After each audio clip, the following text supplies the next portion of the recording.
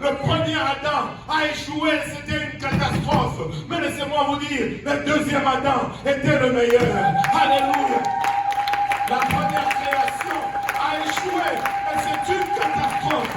Mais laissez-moi vous dire, la deuxième va être le meilleur. Ce premier début a peut-être échoué et on a eu cette pandémie, mais on est là à la porte d'un deuxième commencement, d'un nouveau début. Et le deuxième est toujours meilleur que le premier.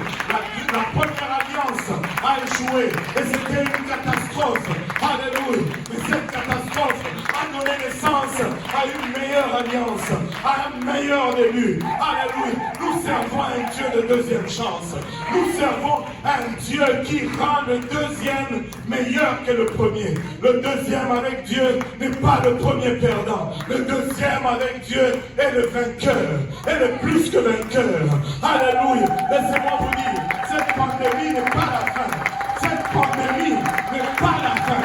Cette pandémie, c'est juste un nouveau début. C'est juste un nouveau commencement, je vous dis. La première pluie, alléluia, peut-être qu'elle a été bonne. Peut-être que nous avions des anticipations pour cette première pluie. Mais la deuxième pluie est encore meilleure que la première pluie. Est encore plus abondante que la première pluie. Peuple de Dieu, tous ensemble, regardons ceci comme une opportunité de deuxième commencement. Nous avons manqué peut-être le départ à début de cette année. Et Dieu nous a envoyé à cette pandémie. Pas que Dieu nous a envoyé, mais il l'a permis. Alléluia, peu importe. Alléluia. Dieu est en train de nous donner un second départ.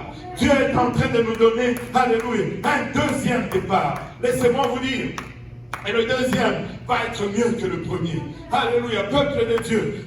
Ne soyez pas découragés. Ne regardez pas à ceci comme la fin, comme on a perdu. Dieu se spécialise dans l'art de prendre ce qui est perdu, d'en faire ce qui est précieux. Alléluia. La pierre qui a été rejetée est devenue celle qui est de l'angle qui supporte toute la bâtisse.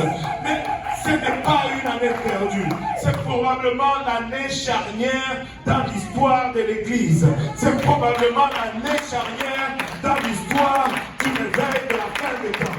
C'est probablement ce que ça prenait pour que nous soyons réveillés dans notre zone de confort. C'est probablement ce que ça prenait pour que nous réalisons combien la maison de l'Éternel est précieuse.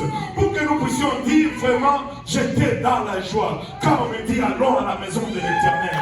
Pour que nous arrivions à une place où nous nous battons pour aller à la maison du Seigneur.